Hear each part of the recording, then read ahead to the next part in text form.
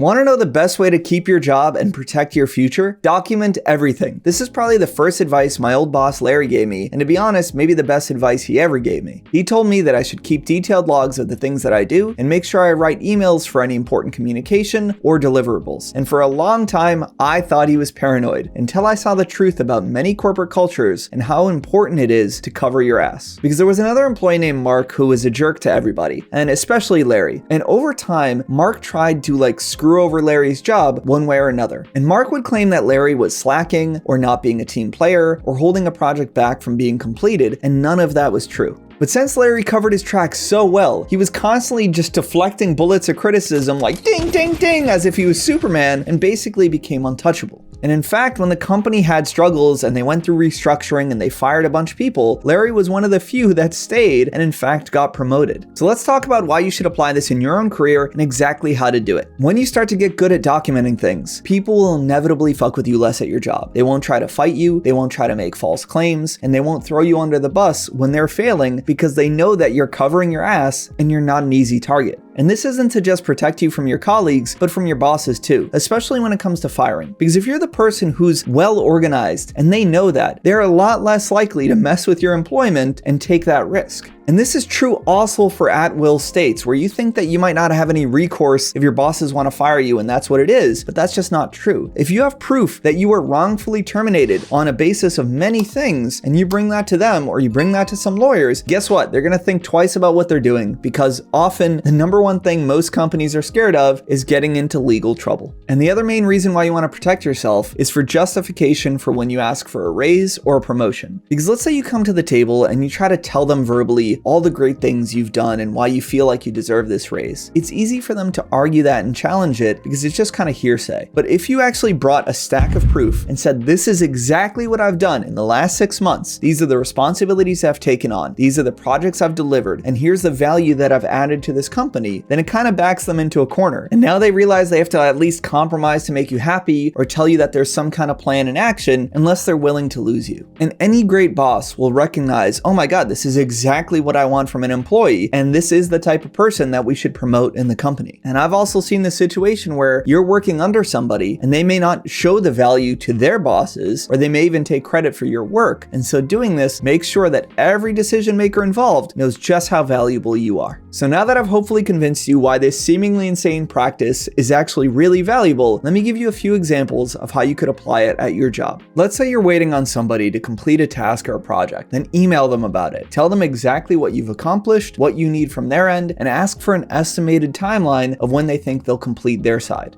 Do not fall for the trap of just talking about this in person and trusting that the person will deliver on what they say. This happens all the time. I mean, I'm sure you've had it happen in school where you're like, have a partner who's going to complete their project, days go by and you think that they're doing it and they tell you, oh yeah, I'm doing it. And then last minute, they're like, I wasn't doing it. I thought it was on you. And then you're stuck either finishing their work to complete the project, or you guys go to your boss and it's your word versus theirs. And if a colleague walks up to you to request your help for more than a few minutes or wants to have an extensive meeting, then ask them to put it in an email first. I've seen this protect a lot of people where you have a sneaky colleague who wants to put some extra work on you or some blame, and when you ask them to actually write it out in an email, they're like, never mind, I'll just handle it myself. And if you have any kind of meeting, including with your boss, then take meeting notes and put it in an email. That way it's clear about everything that was discussed, what needs to be accomplished, and the designated roles and responsibilities of everyone involved. That way, if somebody tries to come back and claim otherwise later on, here's the proof. And in general, doing everything I said in this video will help you build a habit of getting organized at work, which is always a good thing. So do as the legendary Wu-Tang Clan said and protect your neck. So what do you guys think? Am I being paranoid, or is this what we need to do to protect ourselves in the modern corporate world? Let me know in the comments. And now that you know how to be secure in your job, you should learn how to look secure to other people. Check out my video here where I give you 10 tips to look secure in social situations.